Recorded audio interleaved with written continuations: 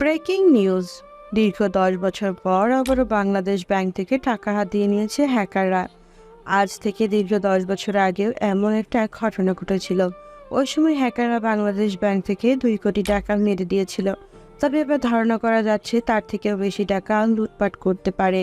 জনগণের মুখে একটাই প্রশ্ন, কে এই কাজ করলো, আর পুলিশ তাদের ধরতে কত দূর চেষ্টা করছে। পরবর্তী আপডেট খুব শীঘ্রই আসছে, চোখ রাখুন আমাদের চ্যানেলে। আপনাদের সাথে আমি রোবাইয়া নাসরিন।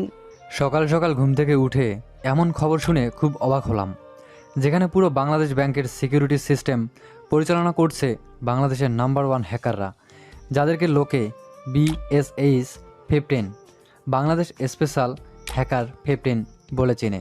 তাদেরকে টপকিয়ে হ্যাক করে নিল হ্যাকাররা। কিভাবে সম্ভব? যাক, এসবে আমার কিছু যায় আসে না।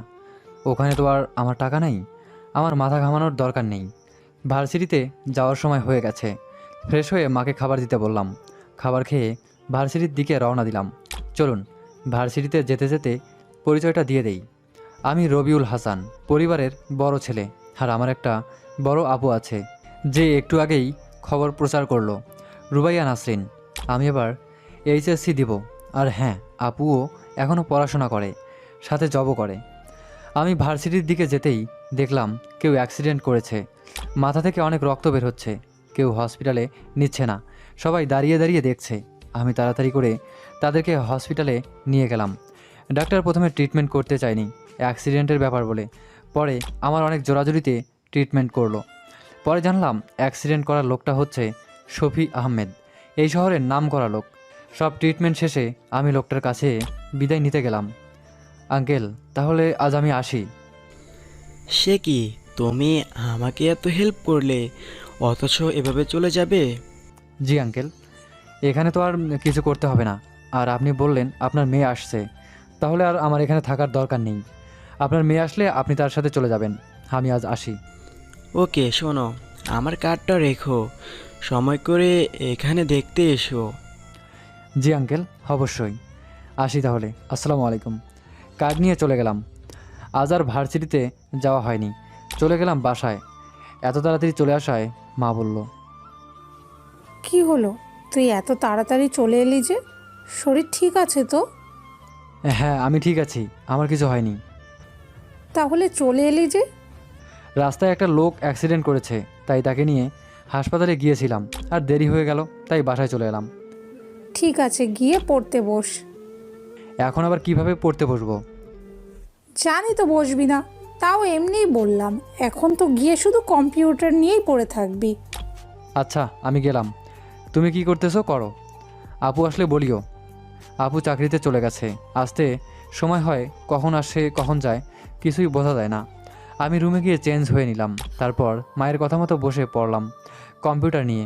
কিছুক্ষণ কম্পিউটার চালিয়ে বের হয়ে গেলাম, একটু ঘুরবো। মাঝে মধ্যে বিকেল টাইমে একটু ঘোরাঘুরি করি। আমি, রাশেদ, মাহমুদ বিকেলে আমরা আড্ডা দিতে চলে গেলাম নদীর কাছে। আজকে খবর দেখলি? কেন, কি হয়েছে? তুই জানিস না ব্যাংক লুটপাট করা হয়েছে? জানি, তাতে আমার কি? কি বলিস? তোর কি মানে? দেশের এতগুলো টাকা গায়েব হয়ে গেল, আর তুই বলছিস তোর কি? আচ্ছা, এখন আমি কি করতে পারি? তুই আবার কি করবি? তাহলে আমার ওপর কেন প্রেশার দিচ্ছিস? না, এমনি বললাম, চল ওইদিকে গিয়ে বসি। তারপর আমরা সেদিকে চলে গেলাম। কিছু সময় আড্ডা দিয়ে চলে আসলাম। বাসায় এসে পড়তে বসলাম। কিছুক্ষণ পর আপু আসলো। আজকে দেখছি তুমি অনেক ক্লান্ত। কি আর বলবো, বল। ব্যাংক ডাকাতি করছে, কিছু হ্যাকার রিপোর্ট তো করতেই হবে। তা অবশ্য ঠিক। আচ্ছা, তুমি বিশ্রাম নাও, আমি একটু পড়ি। আপু চলে গেল। আমি পড়া শেষে খাবার খেতে রুম থেকে বের হয়ে আসলাম। মা, খাবার দাও, খিদে পেয়েছে। মাকে ডাকতে হবে না, আমি নিচ্ছি। মা খাবে না? খেয়েছো মা?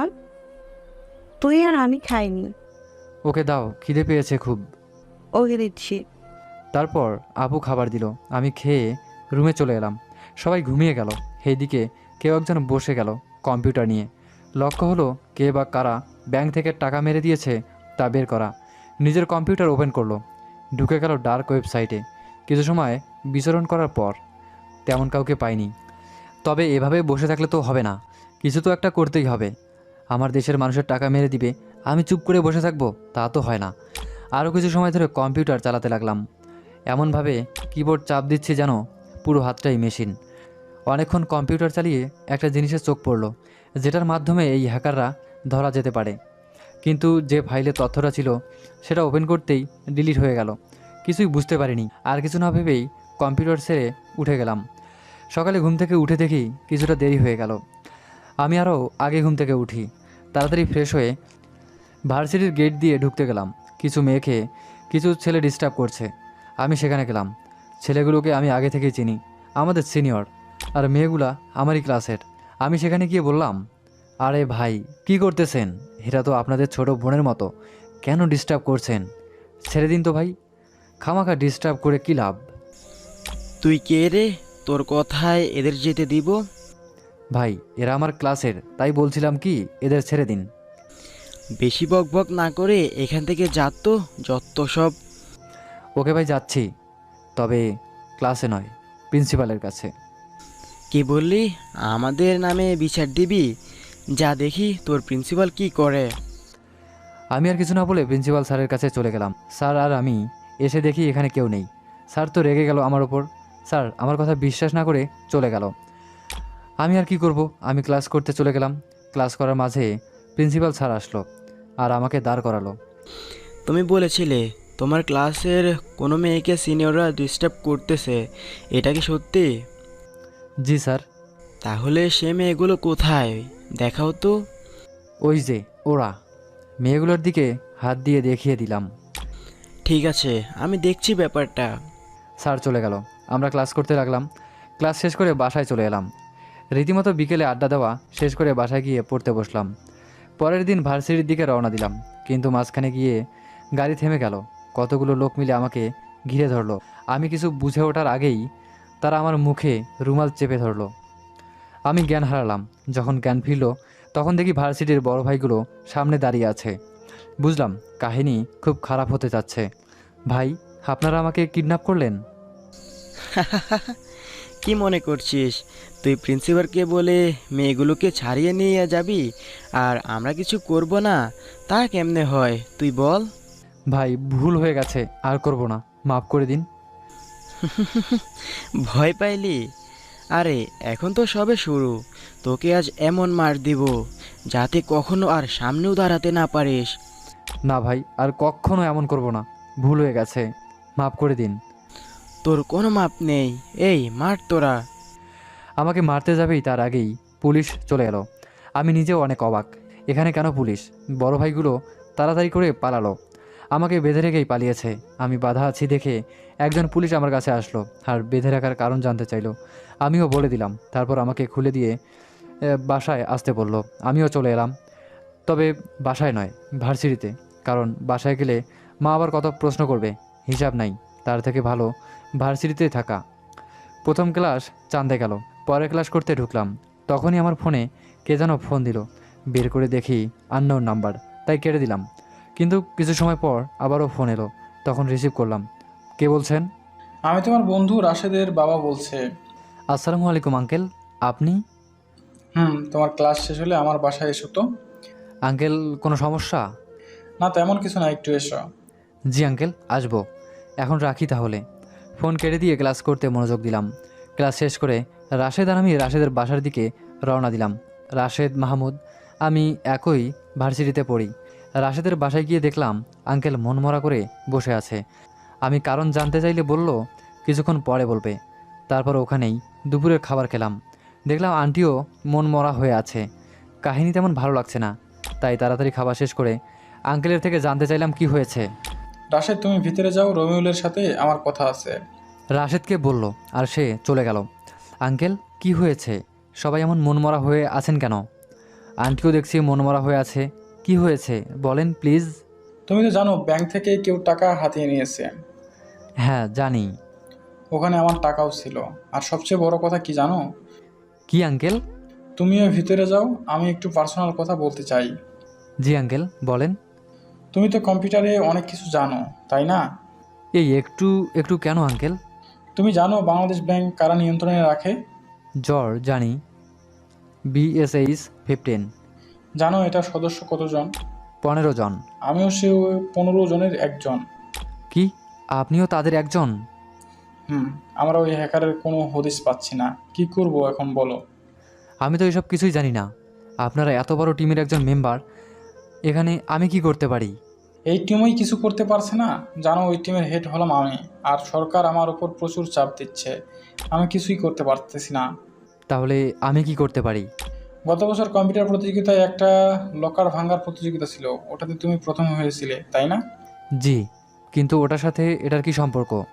আছে সম্পর্ক, হয়তো তুমি আমাদের কোনো সাহায্য করতে পারবে। কি বলেন আঙ্কেল? আমি কিভাবে? ওটা তো সামান্য একটা প্রতিযোগিতা ছিল, আর এখানে পুরো ব্যাংকের কাজ। আমি কিভাবে করব? সেটা না হয় তুমি আমাদের অফিসে গেলেই দেখবে তুমি কি করতে পারো। তবে আমার বিশ্বাস তুমি চাইলেই কিছু একটা করতে পারো। আচ্ছা, আপনি যখন বলছেন তখন না হয় যাব, কিন্তু আমি জানি না পারবো কি না কিছু করতে। ওকে, তুমি গেলেই পারবে। আমি তোমাকে ফোন দিয়ে বলে দিব কি কি করতে হবে। ওকে আঙ্কেল, তাহলে আজ আসি। আজ থেকে যাও, কালকে তোমাকে নিয়ে অফিসে যাব। না আঙ্কেল, আমি কালকে আপনার অফিসে যাব। আপনি ফোন দিয়ে বলে দিয়েন আমাকে কি করতে হবে। তারপর আমি আঙ্কেলের থেকে বিদায় নিয়ে বাসায় চলে এলাম। বিকেলে আর ঘোরাঘুরি করা হয়নি, রাতেও পড়া হয়নি। বসে পড়লাম কম্পিউটার নিয়ে। মা খেতে অনেকবার ডাকলো, কিন্তু আমি বলছি পরে খাবো। শেষে মা বিরক্ত হয়ে বলল টেবিলে রাখা আছে, খেয়ে নিতে। আমি কম্পিউটারের খুব বেশি মনোযোগ দিলাম, এত বেশি মনোযোগ দিলাম যে কখন 3টা বেজে গেল বুঝতেই পারিনি। তারপরেও ঘুমিয়ে গেলাম। সকালে মায়ের চিল্লানিতে ঘুম থেকে উঠলাম। কি হয়েছে তোর? রাতে খেলি না, আবার এখন ঘুম থেকে উঠতেছিস না কেন? মা, আরেকটু ঘুমাই। আবার ঘুম? কয়টা বাজে? ভার্সিটিতে যাবি না? না, আজ একটা কাজ আছে। তোর যা ইচ্ছা কর, আমি গেলাম। যদি আবার এসে দেখি এখনো শুয়ে আছিস, তাহলে কপালে খারাপ কিছু হবে, মনে রাখিস। আচ্ছা ঠিক আছে, উঠতেছি, এত চিল্লাতে হবে না। তাড়াতাড়ি উঠে খাবার খেয়ে নে। ঠিক আছে, তুমি যাও, আমি ফ্রেশ হয়ে আসছি। তারপর মা চলে গেল, আমি ফ্রেশ হয়ে খেয়ে নিলাম। তারপর কি করতে পারি চিন্তা করতে লাগলাম। কিছুক্ষণ পর রাশেদের বাবা ফোন দিল। জি আঙ্কেল, বলেন। তুমি কি এখন আসতে পারবে? জি, কোথায় আসতে হবে বলেন। তুমি বাসা থেকে বের হলে একটা কার পাবে, সাদা রঙের, ওটাতে উঠে যাও। তারপর? তুমি উঠো, তারপর ড্রাইভার তোমাকে নিয়ে আসবে। Okay uncle. তারপর আমি মাকে বলে বের হয়ে গেলাম। বাইরে এসে গাড়ি দেখতে পাই, তারপর গাড়িতে উঠে গেলাম। গাড়ি চলতে থাকলো। কিছুক্ষণ গাড়ি চলার পর অফিসের সামনে গিয়ে থামলো। আমি অফিসের ভিতরে ঢুকতে যাব, কিন্তু সিকিউরিটি আমাকে ঢুকতে দিচ্ছে না। আমি শেষে উপায় না পেয়ে আঙ্কেলকে ফোন দিলাম।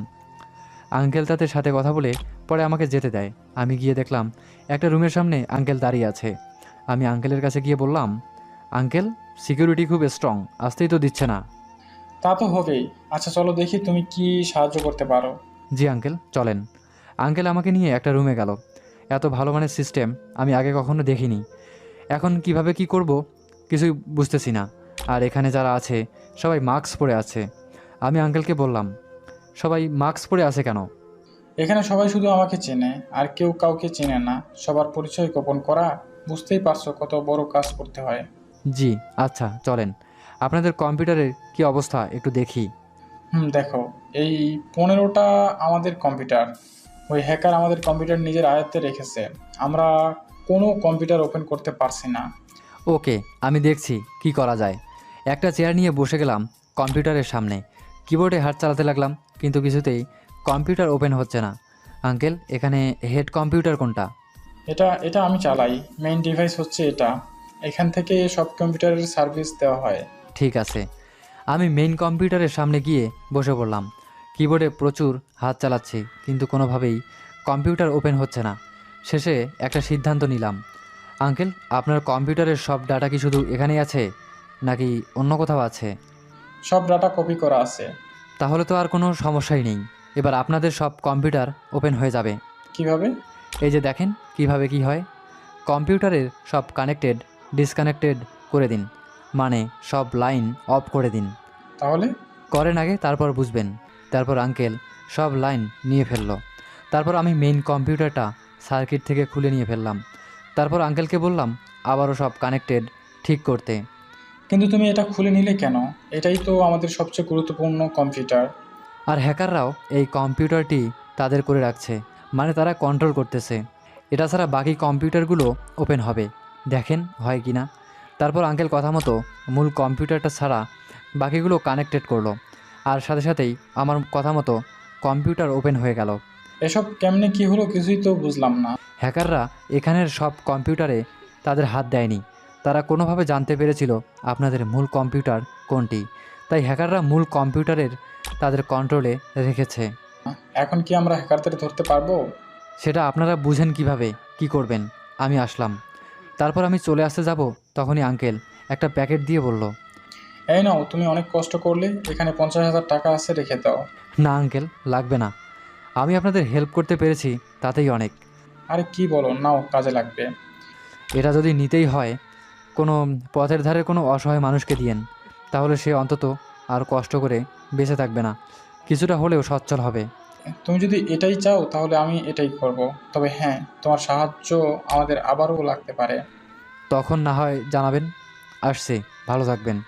তারপর আমি চলে এলাম BSH-15 অফিস থেকে।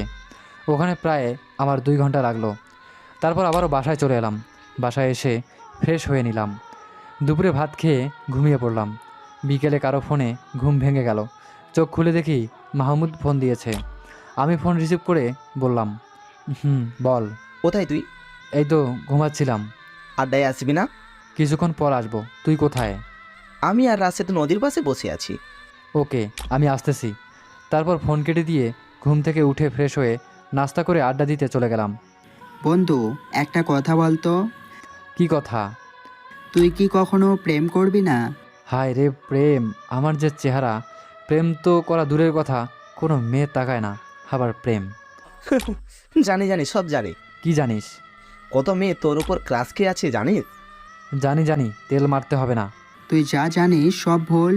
তুই ভার্সিটিতে গেলে কত মেয়ে তোর দিকে তাকিয়ে থাকে জানিস? হাসালি রে ভাই, আমার দিকে কোনো মেয়ে তাকিয়ে থাকে, এটা কি কোনো কথা বললি? তবে যাই হোক, ভালোই জোকস হলো।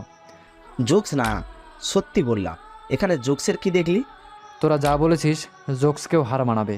তোর সাথে আর কথাই পারলাম না। আর বলতে হয়, আমরা আড্ডা দিয়ে সবাই বাড়িতে ফিরে গেলাম। একটু খবরটা দেখতে হয়, না হলে ভালো লাগবে না। আমি টিভি অন করলাম। টিভিতে যে খবর শুনলাম তাতে তো মাথা পুরা ঘুরে উঠল। ব্রেকিং নিউজ, 200 কোটি টাকা লুটপাট করার পরে আবারও বাংলাদেশ ব্যাংকে সাইবার হামলা চালানোর হ্যাকাররা। তবে এবার কোনো টাকা লুটপাট করতে পারেনি, তবে জানা গেছে হ্যাকাররা নয়, বরং হ্যাকাররাই। হ্যাঁ, ঠিকই শুনেছেন, হ্যাকার বেশি কেউ নয়, মাত্র একজন। তবে ধারণা করা যাচ্ছে যে একটা মেয়ে। তবে ধারণা করা হচ্ছে খুব তাড়াতাড়ি সেই হ্যাকারকে ধরা হবে। আপনাদের সাথে আছি আমি, রোবাইয়া নাসরিন। খবর শুনতেই মাথা চক্কর দিয়ে উঠল। সাথে সাথে আমার ফোনে কল আসলো। ফোন বের করে দেখি রাশেদের বাবা ফোন দিয়েছে। আমি ফোনটা রিসিভ করলাম। আসসালামু আলাইকুম আঙ্কেল, বলেন। খবরটা দেখছো? হ্যাঁ, এখন কি করবেন? তুমি কাল সকালে আবারও অফিসে চলে এসো। কিন্তু আমি বারবার গেলে আপনাদের CEO কি ভাববেন? স্যারকে আমি বুঝিয়ে বলবো। তুমি এসো, আর আমার মনে হয় তুমি হ্যাকারদের ধরতে পারবে। ওকে, আমি চেষ্টা করব। তবে আমার লাইফও ঝুঁকিতে পড়তে পারে, এটা আপনাদের খেয়াল রাখতে হবে। আমি জানি এটা। চিন্তা করো না, আমি সেদিকে খেয়াল রাখবো। ওকে, আমি কাল আসবো তাহলে। তারপর ফোন কেটে দিলাম। রাতে কিছু সময় পরে ভাত খেতে গেলাম। মা, খুব খিদে পেয়েছে, খাবার দাও। এত তাড়াতাড়ি? কেন, রান্না হয়নি? হয়েছে, কিন্তু তুই তো কখনো এত তাড়াতাড়ি খাবার খাস না। তাহলে আজ কি হলো? তেমন কিছু না, খিদে লেগেছে, আর কিছু না। ওকে, বস, খাবার দিচ্ছি। তারপর খাবার খেয়ে নিলাম। রুমে চলে এলাম, বসে পড়লাম কম্পিউটার নিয়ে। একটা মাত্র কম্পিউটার, তেমন কিছু করতে পারছি না, তাও যা পারলাম অনেক গুরুত্বপূর্ণ। কাজ শেষ করে ঘুমিয়ে পড়লাম। সকালে ঘুম থেকে উঠে ফ্রেশ হয়ে খাবার খেয়ে নিলাম। আজকে ভার্সিটিতে যাবি? আসলে আজকেও কিছু কাজ আছে, তাই ভার্সিটিতে যেতে পারবো না। এত কি কাজ আমাকে বল। মা, তুমি এমন করছো কেন? আমি তো খারাপ দেখায় বা লোকে খারাপ বলে এমন কাজ করি না, তাহলে এমন করছো কেন তুমি? তাও আমাকে বললে তোর সমস্যা কোথায়? সমস্যা নেই, কিন্তু বলতে নিষেধ আছে। মানে কি এমন কাজ যে বলতে নিষেধ আছে? শুধু এতটুকু মনে রেখো, আমি কম্পিউটারের কাজ করতে যাব, আর কিছু না। ওকে যা, দেরি করবি না, তাড়াতাড়ি চলে আসবি। ওকে, আসি। তারপর গাড়ি নিয়ে চলে এলাম BSH-15 অফিসের সামনে। এবার আর গার্ড আমাকে আটকালো না। আমি চলে গেলাম অফিসের ভিতর। এবারও সবাই মাস্ক পরে আছে, শুধু আঙ্কেল ছাড়া। আঙ্কেল, আবার কি হলো? তুমি জেনেছো যে হ্যাক করে আমাদের ব্যাংকের টাকা মেরে দিয়েছে সে একটা মেয়ে। হ্যাঁ, জেনেছি। তো কি করা যায় এখন? তুমি কি মেয়েটাকে ধরতে আমাদের সাহায্য করবে? আমি কিভাবে কি করব? আমার চেয়ে আপনারা বেশি জানেন। এখানে আপনাদের সামনে আমি তুচ্ছ। এটা ভুল ধারণা তোমার, তুচ্ছ নয়। তুমি আমাদের কাছে খুবই গুরুত্বপূর্ণ। তুমি হয়তো তাকে ধরতে আমাদের সাহায্য করতে পারবে। ওকে, আমি দেখছি কতটুকু সাহায্য করতে পারি আপনাদের। আমি কম্পিউটারের সামনে বসে পড়লাম। কম্পিউটারে তাকিয়ে দেখি স্ক্রিনে লেখা আছে IJR। আমি চিন্তায় পড়ে গেলাম, কি এই IJR? কিছুক্ষণ চিন্তা করে বুঝলাম কাহিনী কি। আঙ্কেল, আপনি এই IJR এর মানে বুঝেন? না তো, কি এইগুলো? আমি সব না বুঝলেও কিছুটা বুঝতে পারছি। কি বুঝতেছো তুমি? আপনি আরকে নামে কাউকে চিনেন? হ্যাঁ, চিনি। আর কে যে 2010 সালের পুরো সাইবার ওয়ার্ল্ডের কিং ছিল। হ্যাঁ, এখানেও আমি তেমন কিছু দেখতেছি। IJR, এখানে প্রথম দুইটা না জানলেও শেষের আর দিয়ে এমন কিছু বুঝতেছি। তাহলে কি এটা আর কে করেছে? আমার মনে হয় না এটা তার কাজ। হয়তো তার নামে কেউ বদনাম করার জন্য এটা করতেছে। তা অবশ্য ঠিক, কারণ 10 বছর আগে যখন ব্যাংক থেকে হ্যাকাররা টাকা লুটপাট করেছিল, তখন এই আর কে আমাদের টাকাগুলো আবার ফিরিয়ে দিয়েছিল। আর ওই হ্যাকার দলকে আমরা গ্রেপ্তার করতে পেরেছিলাম। তাহলে আপনার কি মনে হয় এই আরকে টাকা লুটপাট করবে? না, এটা আমার মনে হয় না। তুমি দেখো তো কম্পিউটারে আবার কি হলো, ওপেন করতেই এই লেখাটা সামনে আসে। আর কিছু করা যায় না। ঠিক আছে, দেখছি। কিছুক্ষণ কম্পিউটার এদিক ওদিক করলাম, কিন্তু কিছুতেই নাড়ানো যাচ্ছে না। হঠাৎ একটা ক্লু পেলাম। আমি কম্পিউটার উল্টো দিকে ঘুরিয়ে দিয়ে আঙ্কেলের কাছে এলাম। কি হয়েছে? এভাবে চলে এলে কেন? তাড়াতাড়ি বিদ্যুতের সব কানেক্টেড ডিসকানেক্ট করে দিতে। সময় 1 মিনিট মাত্র। কি যা তা বলছো? আঙ্কেল, আমার উপর বিশ্বাস রাখুন, নয়তো বড় ক্ষতি হয়ে যাবে। আর কিছু না বলে আঙ্কেল পুরো অফিসের বিদ্যুতের মেইন সুইচটা অফ করে দিল, যার কারণে পুরো অফিসের ইলেকট্রনিক ডিভাইসগুলো অফ হয়ে গেল। অপরদিকে কেউ কাজে সফল হতে না পেরে টেবিলে একটা জোরে লাথি মারলো। এত সময় ধরে ক্লোন করে আসছিলাম, সব ঠিক ছিল, কিন্তু ওকে করতে গিয়ে সব ডিসকানেক্ট হয়ে গেল। রাগে সে জ্বলতে লাগলো। আর এদিকে আমি, আঙ্কেল এখন ঠিক আছে, এবার দেখি কি করা যায়। বিদ্যুতের সুইচ আবার অন করে দিন। বুঝলাম না, যখন যা ইচ্ছে করে যাচ্ছ। যদি এটা না করতাম পুরো সিকিউরিটি সিস্টেম আবারও হ্যাক হয়ে যেত। মানে? ওই মেয়ে হ্যাকারটা আবারও হ্যাক করার ট্রাই করছিল। তুমি কিভাবে বুঝলে? কম্পিউটারে এমন কিছু আমি লক্ষ্য করছিলাম। এখন আর চিন্তা করতে হবে না। ওকে, কি করতে পারবে করো। আমি যতটুকু পারি করব। বিদ্যুতের লাইন দিন। ওকে, দিচ্ছি। বিদ্যুতের লাইন আবার দিল। তারপর আমি সবার উল্টো দিকে ঘুরে কম্পিউটার নিয়ে বসে পড়লাম। অবশ্য আঙ্কেল কিছু বলতে চেয়েছিল, কিন্তু বলতে পারেনি। আমি দ্রুত টাইপিং করতে লাগলাম। একটা সময় গিয়ে এমন কিছু পেলাম যাতে ওই হ্যাকারকে ধরা যায়। একটা ফাইল সামনে পড়লো। আমি ফাইলটা ওপেন করতে বের হয়ে আসলো। বারবার চেষ্টা করার পর 9 বারে ফাইলটা ওপেন হলো। ফাইলটা ওপেন করে দেখি বাংলাদেশের অনেক ধনী ব্যক্তিদের ব্যাংক অ্যাকাউন্ট নাম্বার আর তাদের ছবি। আমি সেগুলো কপি করে নিলাম আর পরের ফাইলে ঢুকলাম। দ্বিতীয় ফাইলে ঢোকার সাথে সাথেই কম্পিউটারের পর্দা কালো হয়ে গেল। আমি অপেক্ষা করতে লাগলাম কি হয় দেখার জন্য। প্রায় 2 মিনিট পর পর্দা আস্তে আস্তে স্বাভাবিক হয়ে গেল। আর পরেই ফাইলে একটা লিঙ্ক পেলাম, যেটা পৌঁছতে পারে হ্যাকার পর্যন্ত।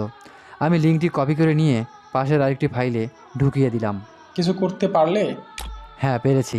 অনেক কিছু, যেটা হ্যাকারকে ধরতে আপনাদের সাহায্য করবে। That's good. তুমি চালিয়ে যাও। তারপর আবারও হাত দিলাম কিবোর্ডে। লিঙ্কটা থেকে কিছু বোঝার ট্রাই করলাম। কিছু করতে হবে আমাকে। কে এই লেডি হ্যাকার যে আর্কের নামে বদনাম করতে চাচ্ছে? নিজের মাঝে একটা রাগ উঠে গেল। কম্পিউটার থেকে চোখ সরিয়ে দেখি আঙ্কেল সহ সবাই আমার দিকে তাকিয়ে আছে। রাগ সামলাতে না পেরে কিছু একটা করে বসলাম আর BSH-15 অফিস থেকে বেরিয়ে আসলাম। এইদিকে আঙ্কেল আমার এভাবে চলে আসা দেখে কি হয়েছে দেখার জন্য কম্পিউটারের কাছে গিয়ে কম্পিউটার নিজের দিকে ঘোরালো। আর কম্পিউটারের পর্দায় দেখতে পেলো কিছু একটা হচ্ছে। 97, 98, 99, তখন হয়ে গেল 100%। সাথে সাথে দেখলো বাংলাদেশের নাম করা বিভিন্ন হ্যাকারের ডিভাইস হ্যাক হয়ে গেছে। তাও কম করে হলেও 100টা। আঙ্কেল এটা দেখে অবাক হয়ে গেল। যেখানে BSH-15 পুরো দল সব ভালো মানের প্রযুক্তি নিয়ে কিছু করতে পারলো না, সেখানে না এর পেছনে কিছু আছে। কি সেটা খুঁজে বের করতে হবে। ভাই, এটাই আপনাদের সমস্যা। আপনি কাউকে হেল্প না করলে বলবে বড় কিছু মনে করে, আবার হেল্প করলে বলবে তার টাকা দরকার মনে হয়। এখন আঙ্কেল আমাকে সন্দেহ শুরু করলো। আঙ্কেলের সিনিয়র কর্মকর্তা মানে CEO এসে আমার কাজ দেখে অবাক হয়ে গেল আর আমাকে তাদের টিমে মানে BSH-15 টিমে নিতে বলল। আঙ্কেল সহ সবাই আমার কাজ দেখে যতটা অবাক হয়েছে ততটা সন্দেহ করেছে। কিভাবে কি করলাম? আমি বাসায় চলে এলাম। এইদিকে আঙ্কেল সহ পুরো BSH-15কে 72 ঘন্টা সময় দিল হ্যাকারকে ধরার জন্য। আঙ্কেল অনেক ঝামেলায় পড়ে গেল। কি করবে এত অল্প সময়ে কিছুই বুঝতে পারছে না। আমি বাসায় এসে ফ্রেশ হয়ে শুয়ে পড়লাম আর তখনই আঙ্কেল ফোন দিল। জি আঙ্কেল, বলেন। তোমাকে একটা কাজ করতে দিলে কি করবে? কি কাজ আঙ্কেল? আমাদের স্যার বলছে তুমি আমাদের সাথে কাজ করবে, তুমি কি করবে? কি বলেন আঙ্কেল? কোথায় BSH-15 আর কোথায় আমি ওখানে কাজ করতে পারবো? হ্যাঁ পারবে, কারণ এটা আমাদের স্যার বলেছে। সত্যি? হ্যাঁ সত্যি। আর তুমি আসলে আমাদের টিম আরও শক্ত হয়ে যাবে, আমাদের সাথে আর কেউ টক্কর দিতে পারবে না। আঙ্কেল, আমার এই সামান্য কাজগুলো দেখে আমাকে আপনাদের টিমে নেওয়া কি ঠিক হবে? হ্যাঁ, কারণ তুমি যা পারো তা আমাদের টিমে আর কেউ পারে না। তুমি না করো না, তুমি আসবে আর আমাদের সাথে কাজ করবে, ব্যাস। ওকে আঙ্কেল, আপনি যেমন বলবেন। গুড, তাহলে কালকে সব কাগজপত্র নিয়ে অফিসে চলে এসো, আমি দেখব বাকিটা। কিন্তু আঙ্কেল, আমি তো কাল কলেজে যাব। তাহলে বিকেলে এসো, আর স্যারও সকালে বিজি থাকবে, তুমি বিকেলে এসো। ওকে আঙ্কেল, তাহলে বিকাল 3টায় আসবো। ওকে, তবে একটা কথা মনে রেখো। জি বলেন, কি কথা? তুমি যে আমাদের সাথে কাজ করবে তা যেন কেউ না জানে, এমনকি তোমার বাসার লোকজনও না। ওকে আঙ্কেল, জানবে না। ওকে, রাখলাম। তারপর ফোন কেটে দিলাম। আমি তো সেই লেভেলের খুশি, এত বড় একটা টিমের সাথে কাজ করব ভাবতেই কেমন লাগছে। আর শুয়ে থাকা হলো না, উঠে দুপুরের খাবার খেয়ে নিলাম। খাওয়া শেষে মাকে বললাম, মা আমি চাকরি করতে চাই। কেন, তোর আবার টাকার অভাব পড়লো কবে? মা, টাকার জন্য কি চাকরি করে সবাই? তাহলে কেন করে? মানুষের একটা নিজস্ব পরিচয় থাকা দরকার, যেটা শুধু টাকা থাকলে হয় না। তা ঠিক বলেছিস। তো তুই কি চাকরি করবি? আমি একটা কোম্পানির সাথে কথা বলেছি। কি, তুই চাকরি করবি, তাও অন্যের কোম্পানিতে? হ্যাঁ করব, তাতে সমস্যা কোথায়? এটা কি ভালো দেখায় বল? মা তুমি জানো, আমি কারো কথায় কাজ করি না, নিজের যোগ্যতায় কাজ করি। ওকে, তুই যা ভালো মনে করিস কর। আজ বিকালে যাব, দোয়া করো। তা কি আর বলতে হয়? ওকে, এখন একটু ভার্সিটি থেকে ঘুরে আসি। ওকে, যা, সাবধানে যাস। গেলাম। তারপর খাবার টেবিল থেকে রুমে চলে আসলাম। ভার্সিটিতে যাওয়ার জন্য রেডি হলাম। তখনই ফোন এলো। ফোনের দিকে তাকিয়ে দেখি রাশেদ ফোন দিয়েছে। হ্যাঁ বল। আজও কি ভার্সিটিতে আসবি না? আজ আসবো, এখন রেডি হচ্ছি। ওকে আয়, তোর জন্য একটা সারপ্রাইজ আছে। কি সারপ্রাইজ? আগে আয়, তারপর দেখবি। ওকে আসছি, তোরা থাকিস। ওকে আয়। তারপর ফোন কেটে দিলাম। রেডি হয়ে ভার্সিটির দিকে রওনা দিলাম। ভার্সিটিতে ঢুকতে দেখি পরিবেশটা খুব বেশি শান্ত অন্য দিনের থেকে। আমি রাশেদের কাছে গেলাম কাহিনী কি জানার জন্য। কি হয়েছে ভার্সিটিতে, এত শান্ত কেন পরিবেশ? বড় ভাইরা কি এখন ডিস্টার্ব করা ছেড়ে দিয়েছে নাকি? তা কি ইচ্ছে করে ছাড়ছে? মানে ইচ্ছে করে না ছাড়লে কেমনে ছাড়লো? তোর দিকে যে মেয়েটা তাকিয়ে থাকে, বলেছিলাম সে মেয়েটার কারণে আজ পরিবেশটা এত শান্ত। মানে? আর কি মানে, তুই জানিস তোর দিকে কে তাকিয়ে থাকে? না তো, কে তাকিয়ে থাকে আমার দিকে? আমাদের ক্লাসের ইসরাতকে চিনিস? হ্যাঁ চিনি, কিন্তু তেমন ভালো করে না। তাহলে আমি বলছি, তোর পুরো নাম ইসরাত জান রিয়া, আমরা রিয়া বলে ডাকি, আর ও তোর দিকে তাকিয়ে থাকে। মজা করার আর জায়গা পেলি না। আরে কি বলিস, মজা না, সত্যি বলছি। আমার মনে হয় ও তোকে ভালোবাসে। জানি না আমি। তুই কেমনে জানবি? তুই তো আর এখানে থাকিস না। কি করবি বল এখন? আমি কি করব? পারলে গিয়ে প্রপোজ কর। কি? আমি প্রপোজ করব? পারবো না। তাও তোদের কথায় প্রপোজ করতে যাব? হাসালি। সাহস থাকলে প্রপোজ করে তো দেখা। তোদের কথায় প্রপোজ করতে যাব, তারপর 2-4টা চর খাবো, তারপর মুখে হাত দিয়ে তোদের সামনে এসে বলবো, বন্ধু রাজি তো হয়নি, বরং 4টা চর দিয়েছে। তোর কথা শুনে মনে হচ্ছে তুই প্রপোজ করলি, তারপর তোকে মারলো, আর এসে আমাদের বলছিস যদি এমন হয় তখন? তখন এটা তখন দেখা যাবে, আগে গিয়ে প্রপোজ কর। পারবো না। সাহস থাকলে তো পারবি। কি বলতে চাস? দেখ, রাগাবি না। আমি কি কি পারি তা জানলে তোরা এখনই প্যান্ট নষ্ট করে ফেলবি। হাসালি রে হাসালি, তুই কি পারিস তা দেখতেই পাচ্ছি। একটা মেয়েকে প্রপোজ করতে পারছিস না, আর তুই যাই পারিস প্যান্ট ভেজানোর মতো কিছু পারিস না। যদি মেয়েটাকে প্রপোজ করি তখন তোরা কি করবি বল? তুই যা বলবি তাই করব। আর যদি তুই প্রপোজ করতে না পারিস, আমরা যা বলি তা করতে হবে। ওকে, করব। তবে যদি প্রপোজ করতে গিয়ে চর থাপ্পড় খাই তাহলে তোদের নিস্তার নেই। যা যা, আগে প্রপোজ কর, তারপর দেখা যাবে কি করতে পারবি। সত্যি সত্যি গেলাম কিন্তু। জানি জানি তোর দ্বারা প্রপোজ হবে না। আর দেখতে হবে না, আমাদের বন্ধু কত ভীতু। ওকে, তোরা দাঁড়া, আমি গেলাম। কিন্তু একটা সমস্যা আছে। কি সমস্যা? প্রপোজ করতে তো ফুল লাগে, কিন্তু আমার কাছে তো ফুল নেই। 5 মিনিট দাঁড়া, আমি ফুল আনতেছি। তারপর মাহমুদ দৌড়ে ফুল আনতে চলে গেল, আর আমি রাশেদকে বললাম, তুই তো জানিস আমি কি করতে পারি। জানি জানি, কম্পিউটার ছাড়া আর কি পারিস। ঠিক আছে, তোদের জন্য হলেও আজকে প্রপোজ করব। 2 মিনিট পর মাহমুদ গোলাপ ফুল নিয়ে চলে আসলো আর আমার হাতে দিয়ে বলল গিয়ে প্রপোজ করতে। কি আর করার, শেষে উপায় না পেয়ে মেয়েটার সামনে গেলাম, হাতে গোলাপ। রিয়ার সামনে গিয়ে বললাম, আমি কিছু জানি না, বন্ধুরাই বলেছে। ভয়ে কি বলছি নিজেও জানি না। বন্ধুরা কি বলছে? তুমি নাকি আমার দিকে তাকিয়ে থাকো, আর তারা বলল তোমাকে প্রপোজ করতে। I love you. ফুলগুলো দিয়ে সাথে সাথেই ঠাস ঠাস করে। তোর সাহস কি করে হয় আমাকে প্রপোজ করার? রিয়া আমাকে চর মেরেছে, তাও একটা না, 2টা। কেন? তুমি তো আমার দিকে সারাক্ষণ তাকিয়ে থাকো, মিথ্যা বলতে পারবে? তুই কি মনে করিস আমি তোর দিকে তাকাই আর তাকালেই যে ভালোবাসতে হবে তা তো না। রিয়া, আমার বন্ধুরা বলেছে বলে নয়, আমি তোমাকে ভালোবাসি। ভার্সিটিতে তোমার যেদিন প্রথম দেখেছি সেদিন থেকেই ভালোবাসি, কিন্তু ভয়ে বলতে পারিনি। তুই ভালোবাসিস বলে আমারও ভালোবাসতে হবে তা তো না। আমি সত্যি তোমাকে ভালোবাসি।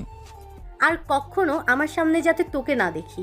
তারপর রিয়া চলে গেল, আমার চোখ থেকে পানি ঝরে পড়ল।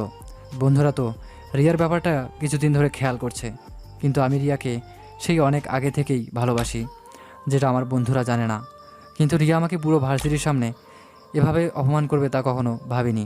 সত্যি রিয়াকে অনেক ভালোবেসে ফেলেছি। তোমাকে সত্যি অনেক ভালোবাসি প্রিয়। সে প্রথম দেখার পর থেকে আমার এই ভালোবাসা তুমি হয়তো খেয়াল করেছো, কিন্তু আমার ভালোবাসা মেনে না নিয়ে এভাবে অপমান করলে। তুমি বলছো না আজ থেকে তোমার সামনে না আসতে? ঠিক আছে, আজ থেকে আর তোমার সামনে আসবো না, দূর থেকেই তোমায় ভালোবেসে যাব। ভালো থেকো কলিজা। মুখে হাত দিয়ে রিয়ার চলে যাওয়ার দিকে তাকিয়ে এসব ভাবছিলাম, তখনই রাশেদ আর মাহমুদ আমার কাঁধে হাত দিল। আমি চোখের জল মুছে নিলাম। মাহমুদ বলল, সরি রে রিয়া, এভাবে তোকে অপমান করবে তা আমরা ভাবিনি। বাদ দে, তোরা তো জানিস না আমি রিয়াকে অনেক আগে থেকেই ভালোবাসি, কিন্তু ভয়ে বলতে পারিনি। আজ বললাম, আর দেখ কি থেকে কি হয়ে গেল। আগে থেকেই ভালোবাসিস মানে? আগে এখান থেকে চল, তারপর বলছি। সবাই আমাদের দিকে তাকিয়ে আছে। হ্যাঁ চল। তারপর আমরা একপাশে গেলাম। তারপর আমি তাদেরকে বললাম, আমি একদিন ভার্সিটিতে আসছিলাম। কিছু দূর আসার পর রাস্তায় একটা লোক অ্যাক্সিডেন্ট করলো, তাকে নিয়ে হসপিটালে গেলাম। আর আমি যখন হসপিটাল থেকে চলে আসতে বের হলাম তখন রিয়াকে আমি ওখানে দেখি। আমি বের হয়ে আসছিলাম আর রিয়া ভেতরে যাচ্ছিল। আর সেদিন থেকে আমি রিয়াকে ভালোবাসি, যা তোরা কেউ জানতি না। তবে আমি এটা জানতাম রিয়া আমার দিকে তাকিয়ে থাকে, কিন্তু এভাবে অপমান করবে সেটা আমার কল্পনাও ছিল না। মন খারাপ করিস না, একদিন সে বুঝবে তোর ভালোবাসা, হয়তো সেদিন তোর কাছে ছুটে আসবে। হয়তো অনেক দেরি হয়ে যাবে। আরে বন্ধু, অপেক্ষার ফল সবসময় মিষ্টি হয়। অপেক্ষার ফল মিষ্টি হয় ঠিকই, কিন্তু অতি অপেক্ষায় সে ফল নষ্ট হয়ে যায়। আর তখন মিষ্টি কিনা জানাও সম্ভব না, কারণ তখন তো আর মুখে নেওয়া যাবে না। কি বলতে চাস? তেমন কিছু না, চল বাসায় যাব। মাত্র আসলাম, ক্লাস শুরু হবে কিছুক্ষণ পর, ক্লাস করবি না? না। এটা কেমন কথা? জানিস রিয়া আমাকে কি বলেছে? কি বলছে? রিয়া আমাকে বলেছে কখনো তার সামনে না যেতে। আরে এসব নিয়ে মন খারাপ করিস না, চল ক্লাসে যা। না, আমি আর ক্লাস করব না, বাসায় চলে যাব। তোরা ক্লাস কর। তোকে ছাড়া ক্লাস করব না, চল বাসায় যাই। ওকে চল, একটা গুড নিউজ আছে। কি? আমি আজকে একটা ইন্টারভিউ দিব, যদি চাকরি হয়ে যায় তাহলে চাকরি করতে চলে যাব। মানে আর পড়াশোনা করবি না? করব তো, তবে শুধু এক্সাম দিতে আসবো, আর এমনিতে সময় পেলে আসবো, নয়তো আসবো না। আমাদের ছেড়ে থাকতে পারবি? জানি না, চল বাসায় যাই। আর কেউ কিছু না বলে চলে গেলাম। আমি সোজা রুমে এসে শুয়ে পড়লাম। মা অনেক জিজ্ঞাসা করেছে কি হয়েছে, আমি কিছু বলিনি। আমার ডায়েরির মাঝে একটা রিয়ার ছবি ছিল, সেটা বের করলাম আর ছবির দিকে তাকিয়ে, জান, তোমাকে যেদিন হসপিটালে দেখেছিলাম সেদিন অনেক ভালো লেগেছিল, কিন্তু তোমার খোঁজ করেও তোমাকে কোথাও পাইনি। কিন্তু মাসখানেক পর যখন তোমাকে ভার্সিটিতে দেখলাম তখন মনে হলো তোমাকে এবার কাছে পাবো। কিন্তু আজ যখন তোমাকে ভালোবাসার কথা বলতে গেলাম তখন তুমি আমাকে তাড়িয়ে দিলে। কেন এমন করলে? কি দোষ ছিল আমার? তোমাকে ভালোবাসা কি আমার দোষ? ছবিটা ধরে এসব ভাবছিলাম আর চোখের জল ফেলছিলাম। আমাদের ছেলেদের একটাই সমস্যা, কখনো চিৎকার করে কাঁদতে পারি না, তাই নীরবে চোখের জল ফেলতে হয়।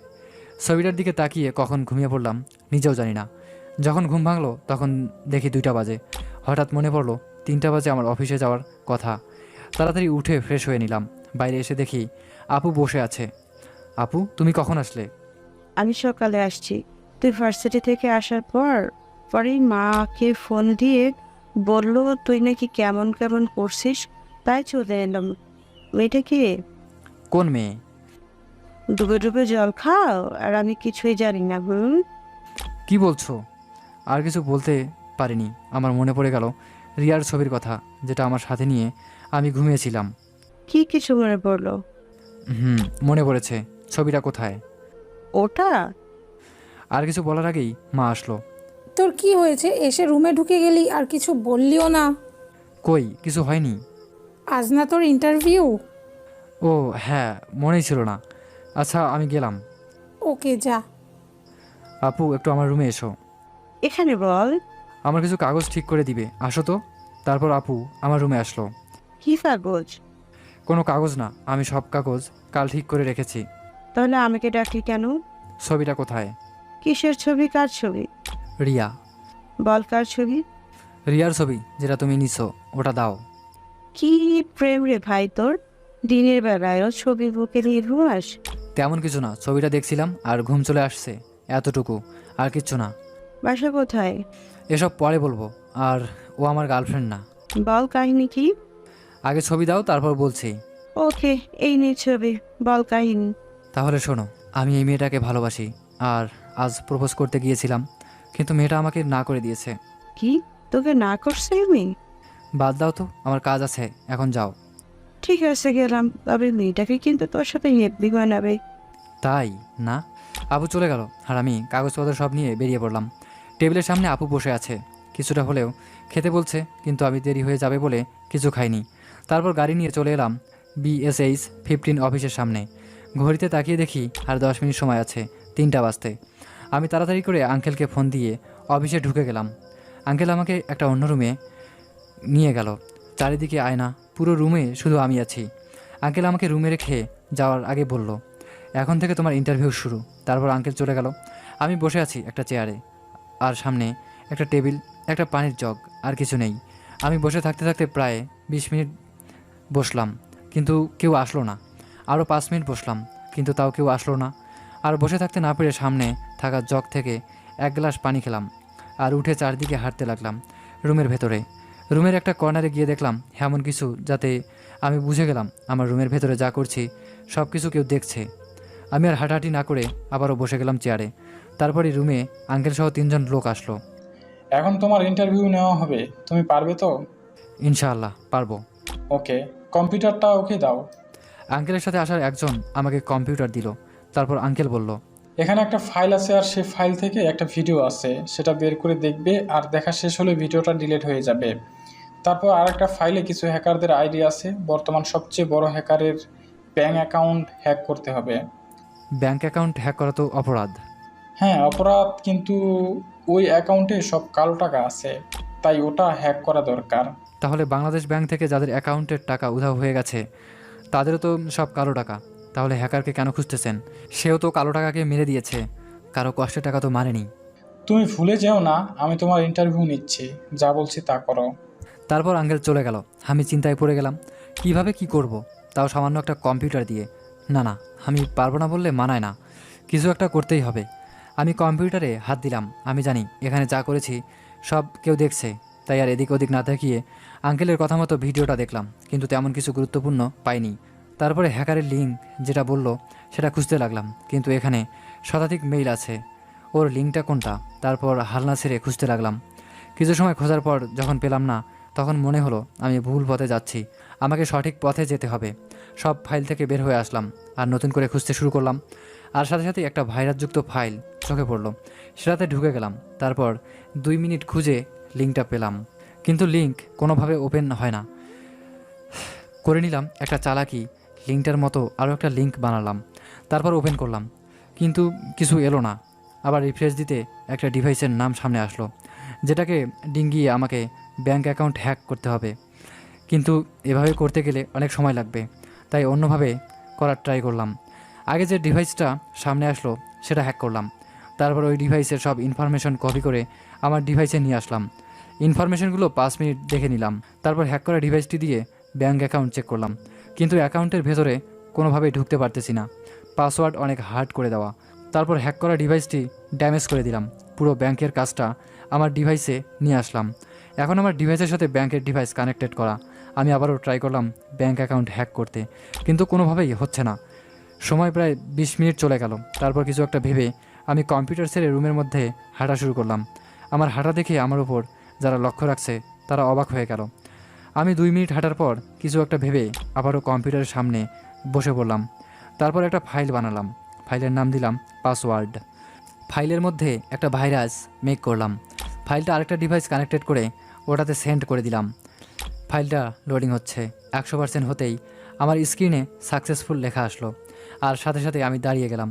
আর সাকসেসফুল লেখাটা যেতেই যেটা দেখলাম, বিশ্বাস করো পাঠকবৃন্দ, মোটেও প্রস্তুত ছিলাম না। ওই ফাইলে মাত্র 10,000 টাকা দেখাচ্ছে। আমার মাথায় রাগ উঠে গেল। পুরো 30টা মিনিট সময় দিয়ে মাত্র 10,000 টাকা। যাক, অপারেশন তো সাকসেসফুল হয়েছে। আমি কম্পিউটার ছেড়ে সামন থেকে 1 গ্লাস পানি খেলাম। গ্লাস রাখতেই কেউ দরজা খুলে ভিতরে আসলো। দেখলাম আঙ্কেল সহ আরও একজন ভিতরে আসলো। গুড জব বেটা। এখানে তো মাত্র 10,000 টাকা দেখাচ্ছে। হ্যাঁ, যা আছে তাই দেখাচ্ছে। মানে? ওটা আমার অ্যাকাউন্ট, সর্বোচ্চ সিকিউরিটি দিয়ে রাখছিলাম, কিন্তু তুমি তা ভেঙে ফেললে। আমরা সবাই চেষ্টা করছি 3 দিন ধরে সিকিউরিটি সিস্টেমটা ভাঙার জন্য, কিন্তু কেউ পারেনি। স্যার ওই সিস্টেমটা দিয়েছেন, কিন্তু তুমি। পাশের জন আঙ্কেলের সিনিয়র, মানে সিইও। কেমনি কি করলে তুমি? এই সিস্টেমটা দিতে আমার পুরো একদিন সময় লেগেছে, আর তুমি মাত্র 30 মিনিটে তা ভেঙে দিলে। গুড জব, আজ থেকে তুমি আমাদের সাথে আছো। কংগ্রাচুলেশন। Thank you sir. তোমার কাজগুলো দাও, সাইন করে দিচ্ছি। আজ থেকে তুমি আমাদের সাথে আছো। পরশু থেকে তোমার ট্রেনিং শুরু।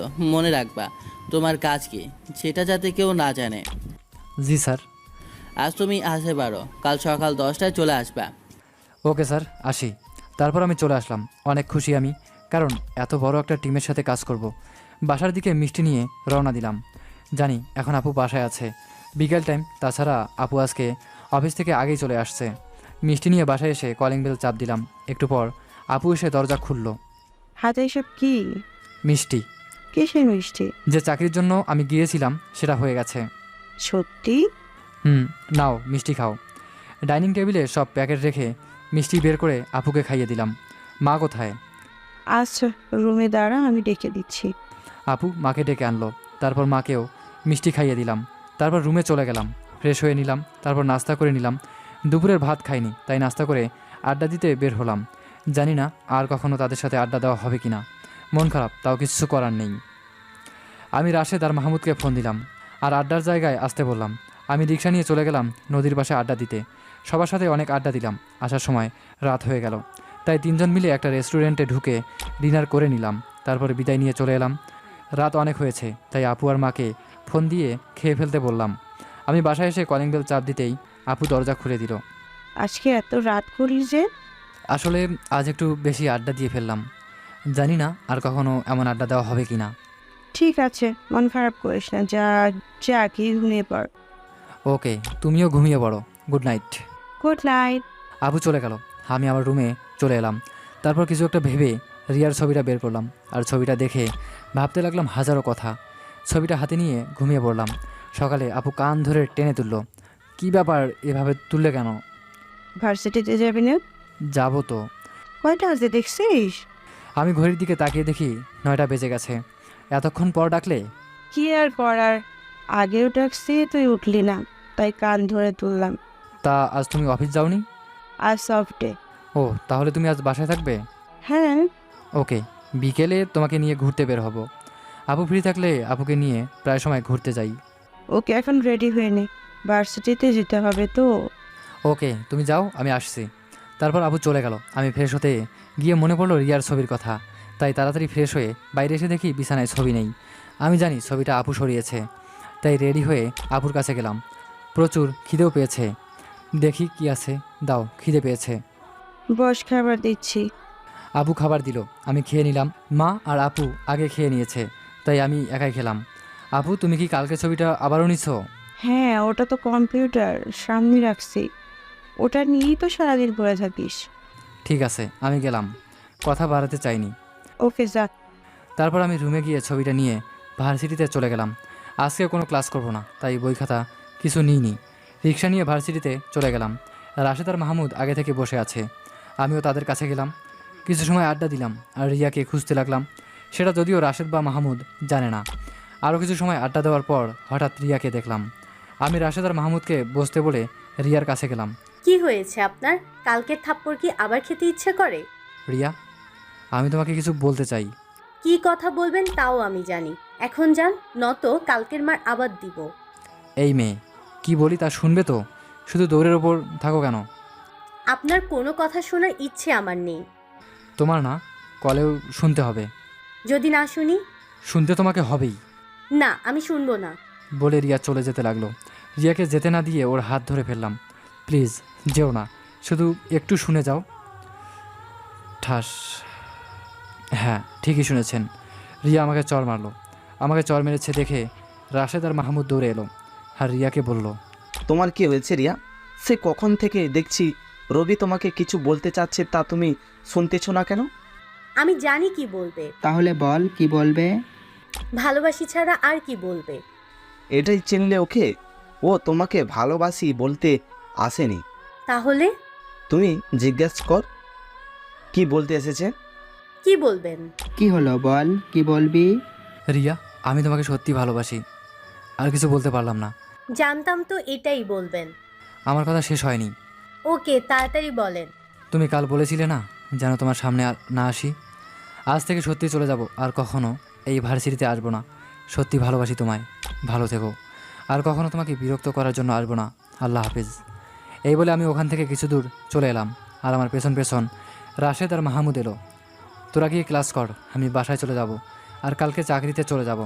জানি না আর কখনো তোদের সাথে দেখা হবে কি না, তবে মনে রাখিস তোরা সবসময় আমাকে পাবি। ভালো থাকিস। তারা কিছু বলতে গিয়েও বলতে পারেনি। আমি চলে এলাম বাসায়। বন্ধু আর প্রিয় মানুষটাকে ছেড়ে আসতে হলো আজ। জীবন সারাদিন বসে বসে কাটালাম।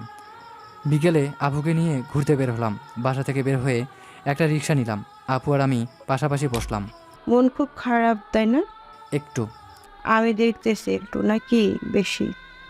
বাদ দাও তো। তা আজ কি তোর গার্লফ্রেন্ডকে পড়াতে পারলি? আমার গার্লফ্রেন্ড কবে হলো, কখন হলো? আহ, ঢং। সত্যি পড়াতে পারিনি। আবারও রিজেক্ট করলো? আমি তেমন কিছু বলিনি আজ। তাই নাকি? তা কি বললি? বেশি কিছু না, শুধু বিদায় নিয়ে চলে এলাম। এটা কি বলছিস? এটাই করেছি। আপু আর আমি কথা বলতে বলতে পার্কে চলে এলাম। রিক্সা ভাড়া দিয়ে পার্কে ঢুকলাম। কিছুক্ষণ হাঁটাহাঁটি করার পর যখন আপু বাদাম খাবে বলল, আপুকে নিয়ে বাদাম খেতে গেলাম। পাশে একটা বেঞ্চে গিয়ে আপু আর আমি বসলাম। দুজনে বাদাম খাচ্ছিলাম। হঠাৎ আপু বসা থেকে দাঁড়িয়ে গেল। আপুর এভাবে দাঁড়িয়ে যাওয়া দেখে আমি হালকা ভয় পেলাম, আর আমিও দাঁড়িয়ে গেলাম। আপু, তুমি এভাবে দাঁড়ালে কেন? কি হয়েছে? তুই বুঝবি না কি হয়েছে, চল এখান থেকে। আরে আজিব তো, কি হয়েছে বলো?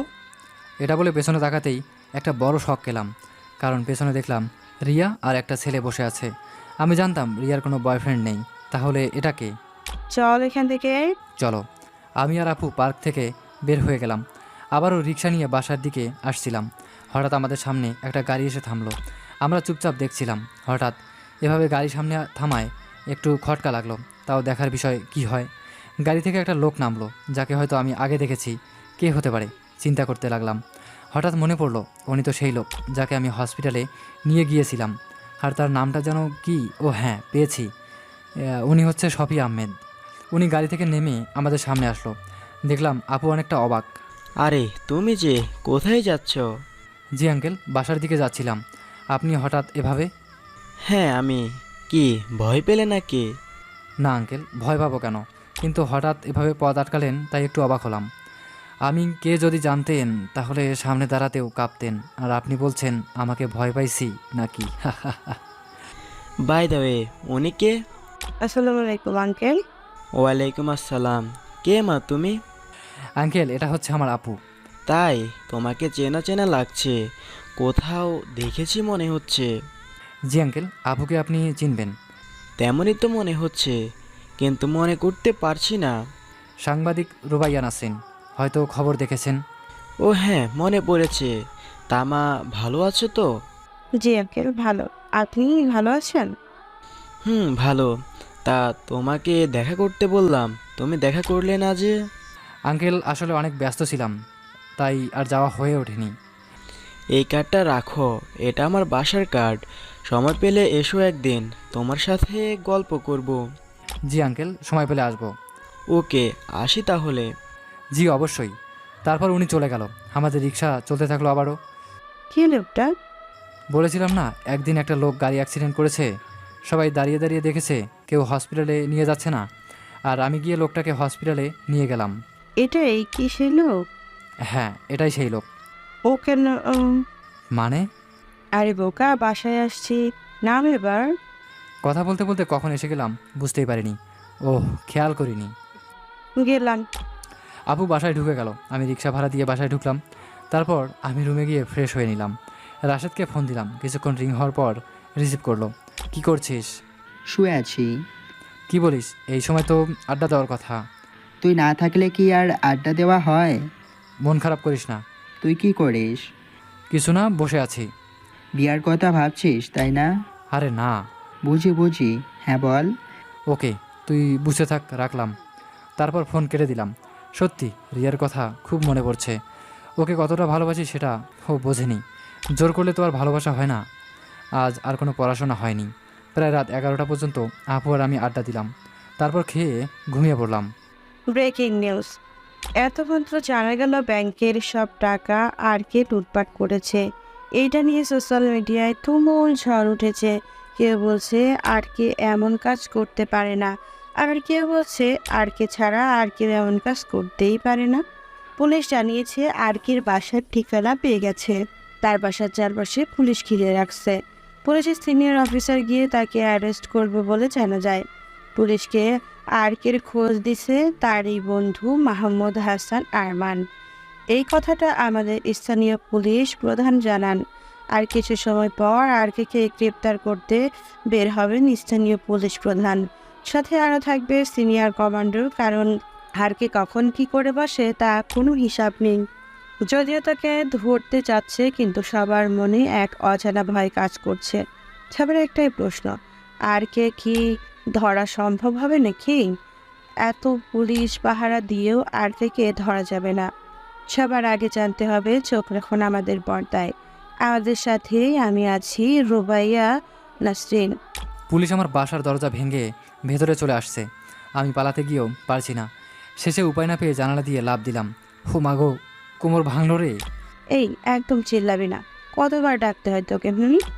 হ্যাঁ, আমি ঘুমের মধ্যেই স্বপ্ন দেখছিলাম। ঘুমেছিলাম তো। আর কত ঘুমাবি? ওঠ এবার। উঠছি। তারপর আপু চলে গেল, আমি উঠে বসলাম। কি ভয়ানক স্বপ্ন দেখলাম। কি হতে যাচ্ছে আমার সাথে? কোনো খারাপ কিছু? না, আর ভাবতে পারছি না। উঠে ফ্রেশ হয়ে নিলাম। তারপর নাস্তা করে টেবিলে বসলাম। নাস্তা করে রেডি হয়ে বের হলাম। অফিস যাব, BSH 15। গাড়ি নিয়ে অফিস চলে গেলাম। আঙ্কেলের সাথে দেখা হলো। কেমন আছো? জি আঙ্কেল, ভালো। আপনি কেমন আছেন? ভালো। তোমার বাসার সবাই কেমন আছে? জি ভালো। শোনো, তুমি এখানে প্রকাশ্যে আর আসবে না। মাস্ক পরে আসবে যাতে কেউ তোমাকে না চিনে। Okay uncle. নাও, এটা পরে নাও। আমি মাস্কটা পরে নিলাম। আঙ্কেল আমাকে সবার সাথে পরিচয় করিয়ে দিল। যদিও শুধু নামটা জানে, কেউ কারো চেহারা দেখতে পারে না। আঙ্কেল আমাকে একটা টেবিল দেখিয়ে দিল। আমি সেখানে গিয়ে বসলাম। আঙ্কেল আমাকে সব কাজ বুঝিয়ে দিলেন। আমি কম্পিউটার ওপেন করলাম। সবার সামনে একটা বড় মিশন, হ্যাকারকে ধরা। কে এই হ্যাকার? আমি কিবোর্ড চাপ দিলাম, খুঁজতে লাগলাম হ্যাকারকে। সময় পেরিয়ে যাচ্ছে, কিন্তু হ্যাকারের কোনো খোঁজ পাচ্ছি না। সিইও সহ বড় বড় অফিসার চাপ দিতে লাগলো হ্যাকারকে খুঁজে না পাওয়ায়। ওনারা সোজা দোষ দিচ্ছে আমাদেরকে। আমরা টাকা হাতিয়েছি, নয়তো হ্যাকারকে ধরতে আমাদের কাছে এত সময় লাগতো না। ওনারা আমাদেরই দোষ দিচ্ছে সব। কিছুই করতে পারছি না। খুঁজতে খুঁজতে 3 দিন হয়ে গেল, তাও কোনো কিছু হচ্ছে না। আমি রাতের বেলায় বাসায় বসে কাজ করছিলাম। হঠাৎই ইমেইল আসলো। ওপেন করে দেখি কিছু নাম্বার আর একটা ভয়েস। আমি ভয়েসটা প্লে করলাম। আমাকে ধরতে চাওয়া তোমাদের কাছে বোকামি ছাড়া কিছুই না। ভুলে যাও ব্যাংকের কথা। যাদের ব্যাংক অ্যাকাউন্ট থেকে টাকা হাওয়া হয়ে গেছে তারা কেউ কষ্ট করে টাকাগুলো কামাই করেনি, সব গরিবের টাকা মেরে ব্যাংকে জমিয়েছে। সো ভুলে যাও ব্যাংকের ডাকাতির কথা। আমি ভয়েসটা শুনে বুঝতে পারলাম এটা সেই মেয়ে যে টাকাগুলো মেরে দিয়েছে। আর নাম্বারগুলো ব্যাংক অ্যাকাউন্ট নাম্বার। ভালো করে মিলিয়ে দেখলাম নাম্বারগুলো সব বড় বড় লোকের নাম্বার, যাদের ব্যাংকে টাকা পড়ে থাকে। কত টাকা অ্যাকাউন্টে থাকে তা তারাও জানে না। মেয়েটার কাছে আমি ভয়েস দিতে গিয়ে দেখলাম ইমেল আর ওর দেওয়া ভয়েস নাম্বার সব হাওয়া হয়ে গেছে। মেয়েটাকে চিনতেও পারলাম না, কারণ ভয়েসগুলো তার ছিল না, কারণ ভয়েসগুলো চেঞ্জ করা। চিন্তা করলাম যেই মেল দিয়ে আমাকে নক করেছে সেই মেল দিয়ে তাকে ট্র্যাক করব, কিন্তু তা আর হলো না। শেষে উপায় না পেয়ে আরেকটা কাজ করে নিলাম। এবার থেকে কেউ কিছু দিলে সেটা ডিলিট করলেও আমার একটা আলাদা ফাইলে রেকর্ড হয়ে যাবে। সব সেটিং করে অনেক রাত হওয়ায় ঘুমিয়ে পড়লাম। সকালে অফিস যাওয়ার আগে কম্পিউটার ওপেন করে দেখি স্ক্রিনে লেখা আছে IJR। বুঝে গেলাম আমার কম্পিউটার ও লেডি হ্যাকার হ্যাক করে নিয়েছে। এটা দেখে মাথা পুরো আগুন লেগে গেল। কম্পিউটারের কিবোর্ডে হাত দিলাম, কোনোভাবেই কম্পিউটার ওপেন হচ্ছে না। ভাবলাম আবার সেই পুরনো আমিটাকে সবার সামনে আসতে হবে। কম্পিউটার এভাবে রেখে অফিসে চলে গেলাম। আঙ্কেলের সাথে দেখা হতেই জিজ্ঞাসা করলো কেমন আছি। কিছুক্ষণ কথা বলার পর, আঙ্কেল একটা কথা ছিল। বলো কি কথা? আমি আর জব করব না। কি বলছো তুমি এসব? আমার পারিবারিকভাবে একটু প্রবলেম হয়েছে, তাই। তাদের সমস্যা কি? ছুটি নিয়ে যাও। অনেক দিন ছুটি লাগবে। ছুটি নিলে কতদিন লাগবে? 1 মাস? ততদিন নাও লাগতে পারে। ওকে, 1 মাস ছুটি দিলাম তোমাকে। সব সমস্যা শেষ হলেই তুমি অফিসে এসো। ওকে আঙ্কেল, কাল থেকে তাহলে ছুটি কাটাবো। আজ কি অফিস করবা? হ্যাঁ, আজ অফিসে কিছু গুরুত্বপূর্ণ কাজ আছে, আগে সেগুলো ঠিক করে নেই। ওকে, করে নাও। তারপর আমি আঙ্কেলের কাছে বিদায় নিয়ে অফিসিয়াল কম্পিউটারটা ওপেন করলাম। কিছু ফাইল কপি করে নিজের পেন ড্রাইভে নিলাম। তারপর আঙ্কেলকে বলে বাসায় চলে এলাম। অনেক দিন ধরে ভার্সিটি যাওয়া হয় না, বন্ধুদের সাথেও তেমন একটা কথা হয় না। ফোনে 2-1 মিনিট মাত্র কথা হয়। আজ একটু ভার্সিটি থেকে ঘুরে আসার সিদ্ধান্ত নিলাম। আবার বাসা থেকে বের হয়ে ভার্সিটির দিকে রওনা দিলাম। যাওয়ার আগে রাশেদ আর মাহমুদকে ফোন দিলাম, কিন্তু রিসিভ করলো না, হয়তো ক্লাসে আছে। আমি রিক্সা নিয়ে ভার্সিটিতে চলে এলাম। সবাই এই সময় ক্লাস করে, তাই আমি গিয়ে একটা ফাঁকা জায়গায় বসলাম। মন খারাপ, তাই চুপ করে বসে আছি। অনেকে আশেপাশে বসে আছে, সবাই কত রকমের কথা বলছে, কিন্তু আমি দেবদাস হয়ে বসে আছি। কিছুক্ষণ পর একটা ক্লাস শেষ হতেই রাশেদ ফোন দিল। আমি বাইরে বসে আছি। মানে? ভার্সিটিতে আসছি, তোরা ফ্রি থাকলে বাইরে আয়। এখন ইম্পর্টেন্ট ক্লাস আছে, তুইও ক্লাস করতে আয়। ওকে, আসছি। তারপর ফোন কেটে দিলাম। তাড়াতাড়ি করে ক্লাসের দিকে হাঁটতে লাগলাম। পথের মধ্যেই প্রিন্সিপাল স্যারের সাথে দেখা। কেমন আছো? জি স্যার, ভালো। আপনি কেমন আছেন? তুমি কয়েকদিন ধরে ভার্সিটিতে আসছো না কেন? স্যার, আসলে একটা জব করতেছি, তাই ভার্সিটিতে আসতে পারছি না। কি জব করো? তেমন বড় কিছু না স্যার। তা এখন কোথায় যাচ্ছ? স্যার, একটু ভার্সিটিতে আসলাম, আর এখন একটা ক্লাস করতে যাচ্ছি। ওকে, যাও, মনোযোগ দিয়ে ক্লাস করো। জি স্যার। তারপর স্যার চলে গেল। আমি ক্লাস করতে রুমের সামনে আসলাম। রুমে ঢুকে দেখি রিয়া আর একটা ছেলে পাশাপাশি বসে আছে। ছেলেটা অন্য কেউ নয়, পার্কে দেখা ছেলেটা। তাহলে কি রিয়ার বয়ফ্রেন্ড আছে? দরজায় দাঁড়িয়ে এসব ভাবছিলাম, তখনই পেছন থেকে কেউ একজন বলল, আর কতক্ষণ এভাবে দাঁড়িয়ে থাকবে? আমি পেছনে তাকাতেই দেখি স্যার। এটা স্যারের ক্লাস। সরি স্যার, খেয়াল করিনি। ওকে, গিয়ে বসো, তোমার সাথে কথা আছে। আমি গিয়ে রাশেদের পাশে বসে পড়লাম। আর আমি রুমে ঢোকার সময় খেয়াল করলাম রিয়া কেমন করে যেন আমার দিকে তাকাচ্ছে। আমি সিটে বসতে না বসতেই স্যার আবার ডাক দিল। আমি স্যারের কাছে গেলাম। কেমন আছো? এতদিন কোথায় ছিলে? ক্লাসে দেখি নাই কেন? স্যার, আমি একটা চাকরি করছি, তাই কিছুদিন ক্লাস করতে আসিনি, আর সামনেও কয়েকদিন আসতে পারবো না। আর সবচেয়ে বড় কথা, আমার এখানে থাকলে অনেকের ক্লাস করতেই অসুবিধা হয়, তাই ক্লাসে আসি না। কথাটা রিয়াকে উদ্দেশ্য করে বললাম, সে ঠিকই বুঝলো। কার অসুবিধা হয় তুমি ক্লাস করলে? আর কেনই বা অসুবিধা হয়? হয়তো আমাকে ভালো লাগে না। কে সে? বাদ দিন স্যার, কাউকে ছোটো করার মন মানসিকতা আমার নেই।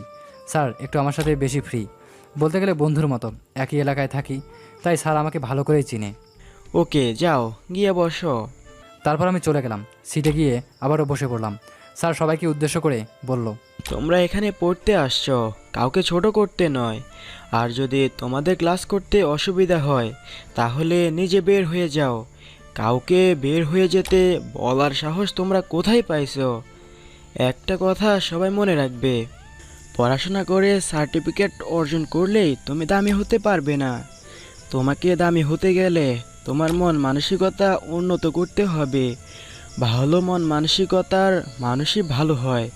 বেশি সার্টিফিকেট অর্জন করলেই ভালো মানুষ হওয়া যায় না। স্যারের কথাগুলো শুনে রিয়া আগুনের মতো ফুলছে, কিছু বলতেও পারছে না। তারপর স্যার ক্লাস শুরু করলো। স্যারের ক্লাস শেষ করে সবাই বের হয়ে আসলাম। রাশেদ, আমি আর মাহমুদ গিয়ে একটা ফাঁকা জায়গায় বসলাম আর আড্ডা দিচ্ছিলাম। তখনই রিয়া সামনে এসে দাঁড়ালো। আমি কিছু না বলে বসে আছি, হয়তো স্যারের রাগগুলো আমার উপর ঝাড়বে। কিছু না বলেই রিয়া আরও রেগে গেল। তাও আমরা তিনজনে আড্ডা দিতে লাগলাম। তুই না বলেছিলি কখনো আমার সামনে আসবি না? আপনি এভাবে কেন কথা বলছেন? তোর সাথে এর থেকে ভালো করে কথা বলা যায় না।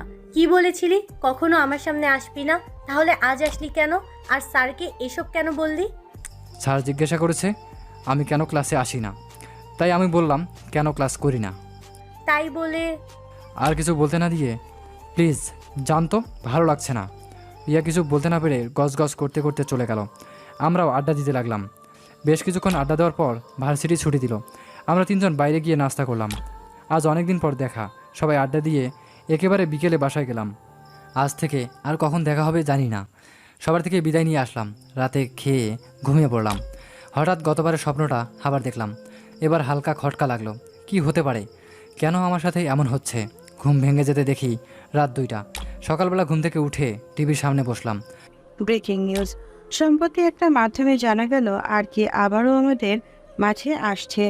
তবে এবার জানা গেল সে সবার সামনে আসবে। হ্যাঁ, ঠিকই শুনছেন, কয়েক বছর আগে বাংলাদেশ ব্যাংক থেকে টাকা হাতিয়েছিল হ্যাকার, কিন্তু আর কে সেই টাকা আবারও জনগণের মাঝে ফিরিয়ে দেয়। আর এবার ব্যাংকের টাকা হাতিয়ে নেওয়ায় আর কে আবারও জেগে উঠেছে। সবার আগে তাজা খবর পেতে চোখ রাখুন আমাদের পর্দায়। আপনাদের সাথে ছিলাম রুবাইয়াত নাসরিন। খবরটা শুনে অনেকে খুশি হলেও কিছু মানুষ প্যান্ট ভিজিয়ে ফেললো। যদি আর কে আবারও ডার্ক ওয়েবে প্রবেশ করে তাহলে তো কারো অবস্থা ঠিক থাকবে না। এমনকি BSH-15কেও নামিয়ে তুলবে। আমি খবরটা শুনে মুচকে হাসলাম। এই হাসির মানে কারো জানা নেই। হঠাৎ একটা মেল আসলো, হাজার চেষ্টা করেও আমাকে ধরতে পারবে না আর কে। যদি বেশি বাড়াবাড়ি করো তাহলে ব্যাংক লুটপাটে তোমাকে জড়িয়ে দিব। রিপ্লাই দিলাম, সেটা না হয় পরে দেখা যাবে। আগে তো দেখি আপনি কত বড় হ্যাকার। অবশ্য এত দুঃসাহসিকতার ফল কিন্তু আপনাকে দিতে হবে।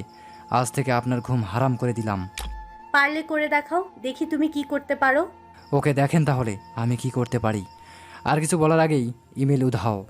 আমি রাতের বেলায় কম্পিউটার ওপেন করতে দেখি লেডি হ্যাকার আবারও আমায় কম্পিউটার হ্যাক করে নিয়েছে। অবশ্যই এটাই আমি চেয়েছিলাম, যাতে তাকে ধরতে আমার কোনো সমস্যা না হয়। সে তো আর জানে না কার কম্পিউটারে হাত দিয়েছে। অফিস থেকে ছুটি নিয়েছি 2 দিন হলো।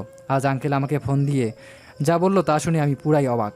আঙ্কেল আমাকে বলল, তুমি কোথায়? আঙ্কেল বাসায়। কেন, কি হয়েছে? তুমি এখনই পালাও, তোমার বিপদ আছে। কি বলছেন এসব? যা বলছি করো, বিশ্বাস না হলে খবরেই দেখো। আমি আর কিছু না বলে টিভি অন করতে দেখি খবরে বলতেছে BSH-15তে একজন নতুন লোক কাজ করছে। আর জানা গেছে ব্যাংকের সব টাকা সেই হাতিয়ে নিয়েছে। আমি খবরটা শুনে আকাশ থেকে পড়লাম। আমি তো কোনো টাকা মারিনি, তাহলে এসব তারা কিভাবে বলল? ফোনে আবারও কল আসে। বের করে দেখি ব্ল্যাঙ্ক নাম্বার। অবাক হলাম, এটা আমার পার্সোনাল নাম্বার। খুব আপন কেউ ছাড়া কারো কাছে এই নাম্বার নাই। তাহলে এই নাম্বারটা কোথায় পেল? ফোন রিসিভ করতেই ওপাশ থেকে, কি ব্যাপার, এত ভয় পাওয়ার কি হলো? বলছিলাম না আমাকে ধরতে এসো না। দেখলে তো আমাকে ধরতে এসে নিজের কি হলো। কে আপনি? আর আমাকে কেন এভাবে জড়ালেন? আমি যেই হই, আমার কথা না শোনায় আজ তোমার এমন অবস্থা। আপনি জানেন আমি চাইলে কি করতে পারি? ও হ্যাঁ, আরেকটা কথা ভুলেই গিয়েছিলাম। তুমি কি সত্যি BSH-15-এ নতুন আসছো নাকি আগেও এসব জানো? তা আপনাকে কেন বলবো? বলতে হবে না, আমি জানি কে তুমি। আর কে নামটা আমার খুব প্রিয়, আর তুমি সেই আর কে। আপনি এসব কিভাবে জানলেন? জানি জানি, আমি আরও অনেক কিছুই জানি। তোমার পুরো পরিচয় জানি। শুধু একটু সমস্যা, এত করেও তোমার ছবি খুঁজেও পেলাম না। তোমার একটা ছবি পাঠিয়ে দিও তো। কখনো না। আপনি এত ভালো হ্যাকার হলে সে কবে আমার ছবি বের করে নিতেন। আর যাই হোক, আপনার এই ভুলের মাসুল দিতে হবে। ফোন কেটে দিলাম। আবারও আঙ্কেল ফোন দিল। কি করব এখন? আমি জানি তুমি এসব করোনি, আর তুমি নিজেকে নির্দোষ প্রমাণও করতে পারবে, কিন্তু তোমাকে সরকার সেই সময় দিবে না। তুমি এখন একটাই কাজ করতে পারো, তুমি পালিয়ে যাও। ওকে, দেখছি কি করা যায়। আমি ওই আর কে, যে সাইবার ওয়ার্ল্ডের কিং, যাকে সবাই এই নামে চিনে। কিন্তু দুঃখের, আমি লেডি হ্যাকারকে ধরার তেমন কোনো ট্রাই করিনি, কারণ টাকাগুলো কোনো গরিব বা নিজের কামাই করা টাকা ছিল না, তাই ধরার কোনো চেষ্টা করিনি। তাও এই লেডি আমাকে তার জালে জড়িয়ে নিল। এখন দেখ আমি কি করতে পারি। বাসার কাউকে কিছু না বলে নিজের ফোনটা বাসায় রেখে দিলাম। সব সিম ব্লক করে রাখলাম। তারপর আমার প্রিয় পেনড্রাইভ আর ডায়েরিটা পকেটে নিলাম। চলে গেলাম আমার একটা গ্রামের বন্ধুর বাসায়। সাথে ফোন নিলে ট্র্যাক করে আমাকে ধরে ফেলবে, তাই এটা করতে হলো। এখন গ্রামের একটা দোকানের সামনে দাঁড়িয়ে আছি। চারপাশে ভালো করে দেখছি, কিন্তু তেমন কিছু চিনতেছি না। অবশ্য আসার সময় আমি নতুন আরেকটা ফোন ও সিম নিয়ে এলাম। সিমটা পথের একজন থেকে কিনে নিয়েছি। ডায়েরিটা থেকে আমার গ্রামের বন্ধু শরীফের নাম্বারটা বের করে ফোন দিলাম। আসার সময় তাকে ফোন দেয়নি, তাই সে জানে না আমি আসব। প্রথমবার ফোন রিসিভ না করলেও পরের বার রিসিভ করলো। আসসালামু আলাইকুম, কে বলছেন? ওয়ালাইকুম আসসালাম, আমি রবিউল বলছি। এটা কার নাম্বার? ওসব পরে বলবো, এখন বল তুই কোথায়? আমি তো বাসায় আছি, কিন্তু কেন? আমি তোর বাসায় আসতেছি। মজা করার আর টাইম পেলি না? কি বলিস, সত্যি আসছি, মজা করছি না। আচ্ছা ঠিক আছে, রাখছি। আরে ভাই, কি ভাবছেন আমি আসবো বলে কেটে দিছে? না রে ভাই, তাকে আগেও অনেকবার বলেছি আসছি বেড়াতে, অনেকবার ফোন করে জ্বালিয়েছি। ও এইবারও না এসে এমন করতেছি মনে করে ফোন কেটে দিয়েছে। আমি আবারও ফোন দিলাম। কি হলো, কাটছিস কেন? নাকি আমি আসবো বলে ভয় পেলি? দেখ বন্ধু, সব সময় তো বলিস আসবে, কিন্তু কখনো আসিস না, বরং আমাকে বিরক্ত করিস। ওই শালা, নিতে আসবি কিনা বল। তুই কি সিরিয়াসলি আসবি? আসবো নয়, বরং তোদের গ্রামেই এসে গেছি, কিন্তু পথ চিনতেছি না। কি, তুই সত্যি? আরে সত্যি আসছি। কোথায় আছিস এখন তুই? এখন এই মামা, আপনার দোকানের নাম কি? পেছনের দোকানদারকে বললাম, উনি ওনার দোকানের নাম বলল। শুনলি তো কোথায় আমি? তুই 1 মিনিট দাঁড়া, আমি এক্ষুনি আসতেছি। ওকে, আয়। ফোন কেটে দিয়ে 2 মিনিট হতেই শরীফ বাইক নিয়ে চলে এলো। এসেই আমাকে জড়িয়ে ধরলো। কতদিন পর তোকে দেখলাম। তুই এখানে? আমার বিশ্বাসই হচ্ছে না। চল, বাসায় নিবি না? কি বলিস, বাসায় নেব না মানে? চল চল। ওকে চল। হাতে এগুলো কি? তোদের জন্য নাস্তা নিলাম। শালা, এসব নিয়ে কেন কষ্ট করতে গেলি? এখানে কষ্টের কি হলো, চল বেটা বাসায় যাই, অনেক টায়ার্ড। ওকে, বাইকট। নাস্তাগুলো নিতে হবে তো। ওকে, এগুলো রিক্সায় তুলে দিই। ওকে। শরীফ একটা রিক্সা ডেকে নাস্তাগুলো তুলে দিল আর শরীফের বাসায় দিয়ে আসতে বলল। হয়তো রিক্সাওয়ালা তার বাসা চিনে বা পরিচিত কেউ। আমরা বাইক নিয়ে চলে এলাম শরীফের বাসায়। শরীফের একটা ছোট বোন আছে, এবার অনার্সে ভর্তি হবে, আর বাবা মা আছে। শরীফ এখনও বিয়ে করেনি, তবে পাত্রী দেখছে। বাসায় যেতে সে কি আপ্যায়ন। রাতের খাবার শেষে শরীফ আর আমি রুমে গেলাম। তোর কাছে কি কম্পিউটার আছে? না, কম্পিউটার নেই, আমি কম্পিউটার রাখিনি, এসব ভালো লাগে না। কিন্তু তুই কম্পিউটার দিয়ে কী করবি? লাগতো, অনেকটা দরকার ছিল। তোর কাছে থাকবে না জানলে আমি নিয়ে আসতাম। কম্পিউটার নাই, তবে জান্নাতের থেকে একটা ল্যাপটপ আছে। কে জান্নাত? জান্নাত হলো আমার ছোট বোন। ও কি দিবে ল্যাপটপ? আরে কি বলিস, আমার বোন একদম লক্ষ্মীর মতো, দেবে না মানে? ওকে যা, নিয়ে আয়। শরীফ ল্যাপটপ আনতে গেল। আমি রুমে বসে আছি আর চিন্তা করতেছি কিভাবে কি করব। হঠাৎ জান্নাত আর শরীফের কথা শুনে ফেলাম। তাদের কথা শুনে অবাক হয়ে গেলাম। বোন, তোর ল্যাপটপটা কি একটু দিতে পারবি? এভাবে বলছো কেন ভাইয়া? লাগলে নিয়ে যাও। তাও তো তোকে না বলে নেওয়া ঠিক হবে না। ভাইয়া, তুমি না একদম বোকা বোকা কথা বলো। তোমার লাগলে নি বা তাতে জিজ্ঞেস করার কি আছে? ওকে, যাচ্ছি। শরীফ ল্যাপটপ নিয়ে চলে এলো। জান্নাত একবারও জানতে চাইনি কেন লাগবে, কি করবে। আমার মনে হয় না অন্য কেউ হলে এত সহজে দিত। ও হ্যাঁ, আপনাদের বলেই রাখি, জান্নাত শুধু লক্ষ্মী নয়, বরং একটা হুর পরিও। এত সুন্দর পরীকেও হার মানাবে। তবে আমার সেদিকে কোনো ইন্টারেস্ট নেই। আমার কাজ আমি না করতে পারলে অনেক বড় একটা অপবাদ আমার কাঁধে পড়বে। তাই কাজে মনোযোগ দিতে হবে। শরীফ ল্যাপটপটা আমার হাতে দিল। বস। তুই তো কাজ করবি, আমি বসে কি করব? এই রাতের বেলায় তোর কি কাজ আছে? না, কাজ নেই। তাহলে কি করবি তুই? তুই তো কোনো পার্সোনাল কাজও করতে পারিস। হ্যাঁ, পার্সোনাল কাজই করব। তবে তোর কাছে এটা লুকিয়ে রাখা ঠিক হবে না। তাই তুইও বস আর দেখ আমি কি করি। ওকে, তুই এত করে যখন বলছিস, দেখি তাহলে তুই কি করিস। তাহলে দেখ। ল্যাপটপে হাত দিলাম, একটা ভিপিএন ডাউনলোড করলাম। তুই ভিপিএন দিয়ে কী করবে? কাজ না থাকলে তো আর করতাম না, তাই না? কী করতে চাচ্ছিস বল তো? অনেক কিছু করব। আগে বল, এখানে কোন জায়গায় অনেক বেশি কম্পিউটার আছে? পর্দার দিকে একটা ম্যাপ দেখিয়ে। এই জায়গায় প্রায় 20টার মতো কম্পিউটার আছে। ওটা ট্রেনিং সেন্টার। কিন্তু কি করবে? ওখানে কি এখন কেউ কাজ করার জন্য থাকবে? রাতের বেলায় কে কাজ করার জন্য থাকবে আবার? কি করতে চাচ্ছিস বল তো? দেখতে থাক। ভিপিএন ডাউনলোড হওয়ার পর আগে ভিপিএন সেট করলাম ল্যাপটপে। তারপর আমার পেন ড্রাইভ ওপেন করলাম। ল্যাপটপের কিবোর্ড চাপ দিতে লাগলাম। 10 সেকেন্ড পরে ল্যাপটপের স্ক্রিনে লেখা আসলো আর কে। আমি হালকা মুচকি হাসলাম, কিন্তু আমার বন্ধু আর কে লেখা দেখে পেছনে চলে গেল বসা থেকে উঠে। এই, তুই কি করছিস? আর কে মানে কি? আর তুই ল্যাপটপ হাতে নিতে না নিতে কি শুরু করলি এসব? কেন, আমি আবার কি করলাম? আর কে, এটা কি জানিস? জানি, এসব আমাকে শেখাতে হবে না। তোর মাথা খারাপ হয়ে গেছে? ওর পেছনে কেন লাগতে যাচ্ছিস? মেরে দিবে তোকে। আমি কখনো কাউকে মারি না। তুই কেন মারতে যাবি? ওই আর কে মেরে দিবে তোকে। বের হয়ে আয় ওয়েবসাইট থেকে। ওই শালা, বলছি না আমি কাউকে মারি না। আর ওই আর কে আমি। মানে অনেক কিছু। এখন কাজ করতে দে। শরীফকে দেখলাম হালকা শক খেয়েছে, তাই সুযোগে আমাকে কাজ করতে হবে, নয়তো এটা কি করছিস, ওটা কি করলি, এসব বলতেই থাকবে। আমি ল্যাপটপের মাধ্যমে শরীফে দেখানো 20টার মতো কম্পিউটার থেকে 5টা কম্পিউটার নিজের করে নিলাম। আমার কাজগুলো শরীফ শুধু অবাক হয়ে দেখছে। আমি কিছু সময় পর ঢুকে গেলাম সরকারি ওয়েবসাইটে। তারপর নিজের আসল তথ্যগুলো হাইড করে দিয়ে নিজের ভুয়া তথ্য বানালাম। নাম রবিউল হাসান থেকে করে নিলাম আবির আকাশ। পুরো পরিচয় চেঞ্জ করে দিলাম। কাজ শেষে সরকারি ওয়েবসাইট থেকে বের হয়ে চলে এলাম নিজের ওয়েবসাইটে। আমি জানি লেডি হ্যাকার আমাকে মেইল করবে, তাই আমি ঘাপটি দিয়ে বসে আছি। আমাকে মেইল করুক, তারপর তাকে ধরে নেব। ল্যাপটপের দিকে তাকিয়ে বসে আছি, কোনো মেইল আসছে না। কিভাবে কি করলি? সব তো মাথার উপর দিয়ে গেল। মাত্র তো শুরু, আরও অনেকটা বাকি আছে। দেখ ভাই, এখন যা করলি সরকার বুঝতে পারলে তোকে তো দেবেই, সাথে আমাদেরও জেলের ভাত খেতে হবে। এত ভয় পাচ্ছিস কেন? সময় বাতায়েগা কন কেয়া কর সকতা। হিন্দি বলি না উর্দু? জানতে পারবি সময় হলে। আমার কিন্তু কেমন জানি লাগতেছে।